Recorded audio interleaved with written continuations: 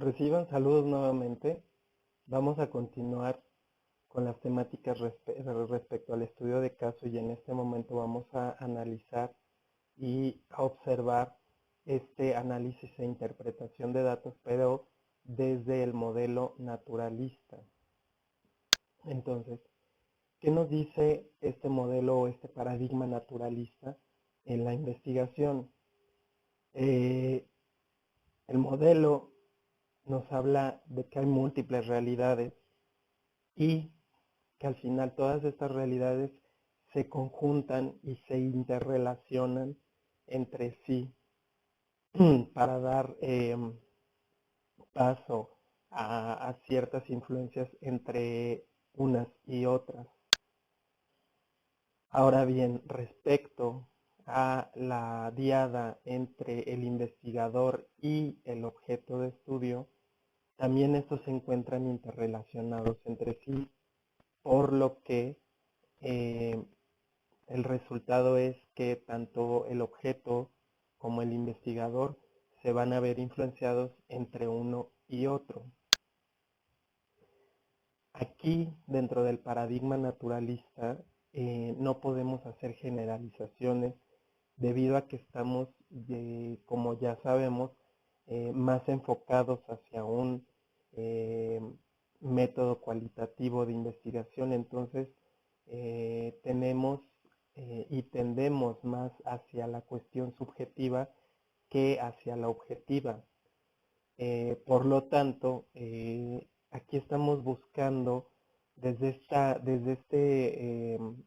situación ideográfica de las ciencias sociales, buscar las pequeñas particularidades de este objeto de estudio para poderlo diferenciar de otros más. Ahora, respecto a las características de este paradigma, en primer lugar tenemos los métodos, que puede ser cualquiera de los dos enfoques, ya sea el cuantitativo o el cualitativo. Respecto al criterio de calidad, se refiere a que dentro de este modelo naturalista, lo que le importa es la relevancia que tiene la investigación, qué tanta importancia tiene esa temática para ser investigada, más que el rigor que se tiene sobre la misma investigación, sobre la propia metodología.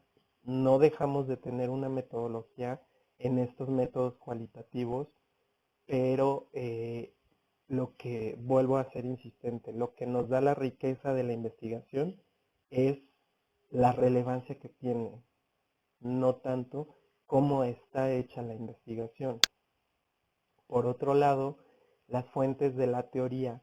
La teoría va a nacer a partir de mi trabajo en el campo y por ende a través de los datos que yo estoy recolectando en ese escenario donde estoy realizando la investigación. Respecto al tipo de conocimiento utilizado para crear esta teoría, es más un conocimiento intuitivo. ¿A qué nos referimos con esto? A que el investigador, conforme va avanzando la investigación, en base a los datos que va recolectando, él va viendo qué rumbo es el que va a tomar su investigación y hacia dónde es conveniente dirigirse. Por otro lado, dentro de los instrumentos, es curioso que el instrumento más importante dentro de este paradigma naturalista sea el propio investigador, el importante o el más importante instrumento de investigación, porque es quien recolecta los datos, es quien hace las observaciones, es quien realiza las entrevistas, es quien aplica otro tipo de instrumentos, hablando desde una perspectiva cuantitativa. Ahora bien, respecto al diseño de esta investigación, es emergente. Esto quiere decir que va surgiendo conforme yo voy avanzando en la investigación.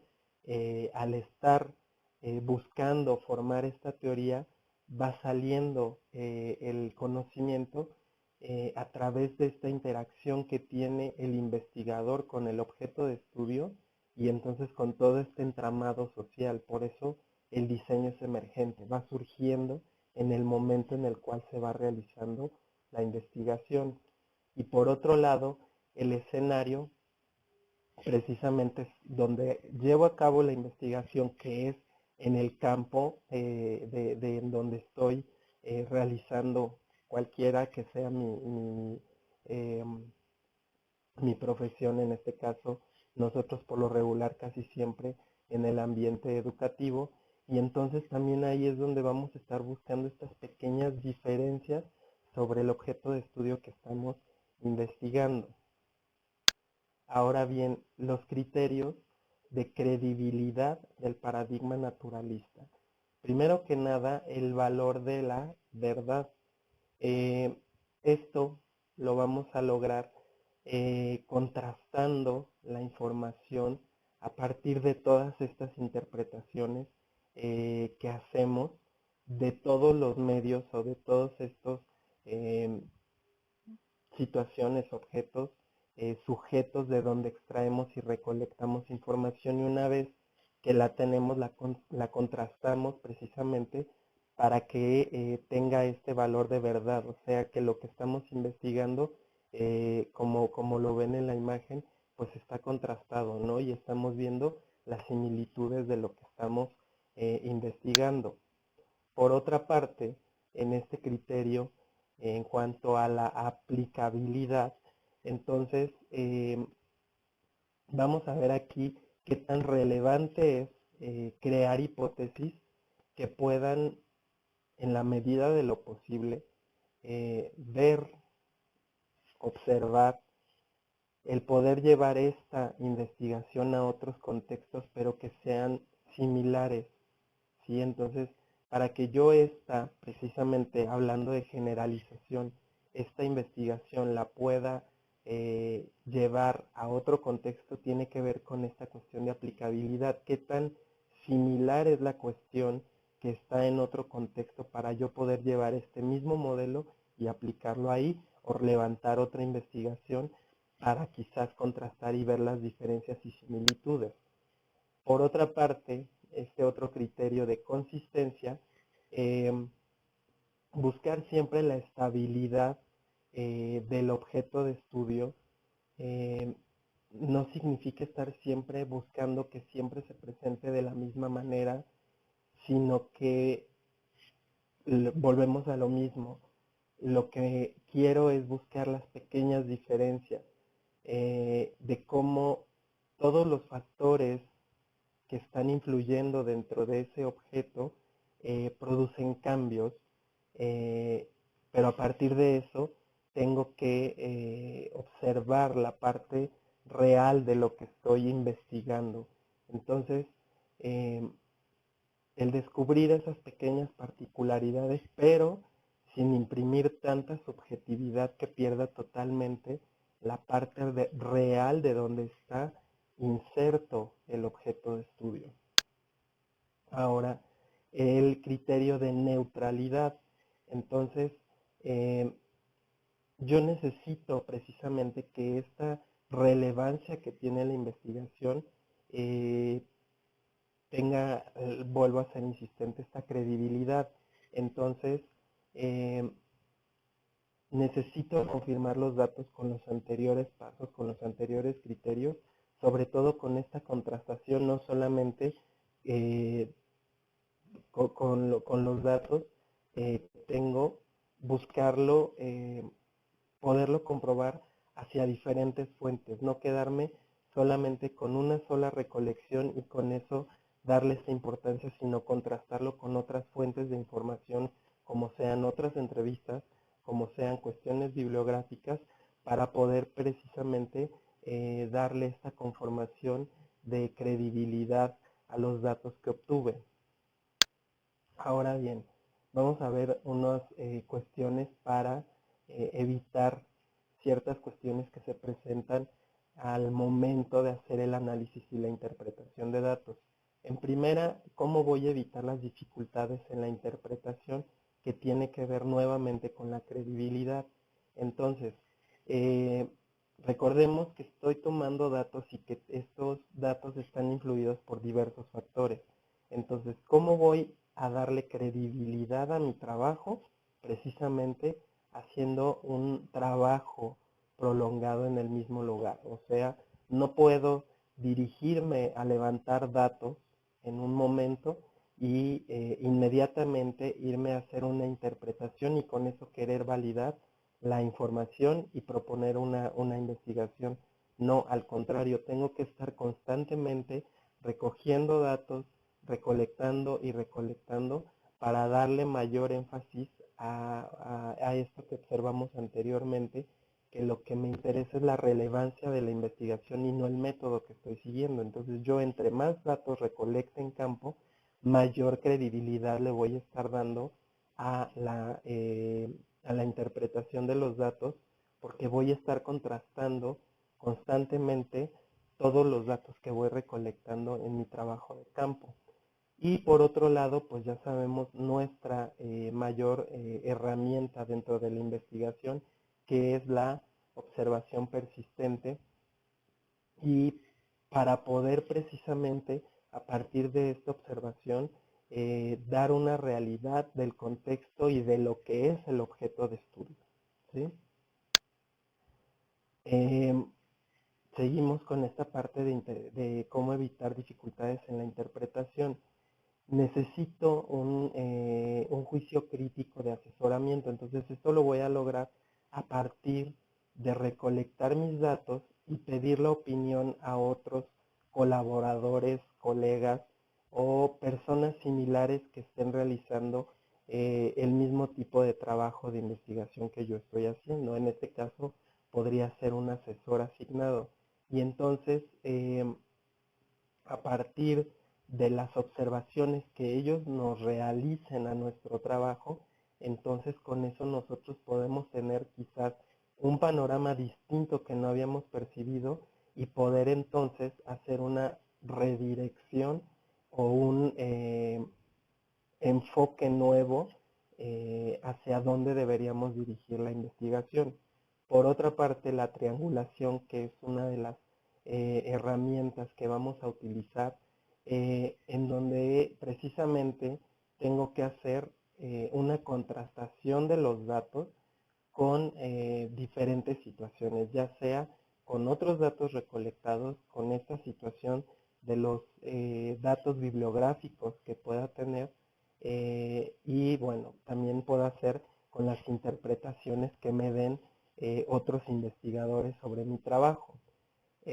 Materiales de adecuación referencial, entonces aquí incluye obviamente pues todos los instrumentos que me permitan evaluar mi información para revisar mis interpretaciones y finalmente las comprobaciones con las personas objeto de estudio, o sea, no dejar en duda algo que haya surgido dentro de mi recolección,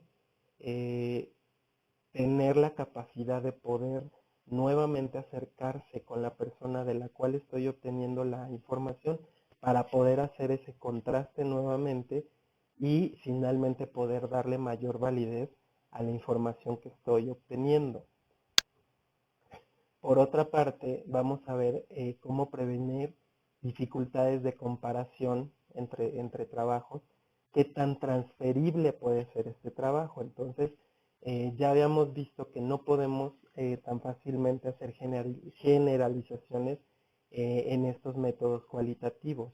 Entonces, primeramente, vamos a ver estos pasos, que tengo que hacer un muestreo teórico. Entonces, tengo que recabar datos suficientes y hacer lo que ya en un momento dado vimos, que fue codificar y categorizar la información y entonces desechar lo que no es relevante. Ese es el muestreo teórico. Lo que no es relevante lo voy a desechar, voy a categorizar lo que es realmente importante que yo exponga para poder realizar este análisis e interpretación de datos y no estar llenándome de información que finalmente no sirve de relleno para la investigación, sino recuerden que aquí lo importante es lo relevante y no precisamente la cantidad. Aquí la recolección suficiente de información que precisamente me va a permitir el poder realizar comparaciones veraces entre las diferentes factores que están influyendo dentro de mi objeto de estudio, y precisamente para poder ver a partir de esta categorización que yo hago los grados de correspondencia que tiene la información que estoy recolectando en distintos momentos de la investigación.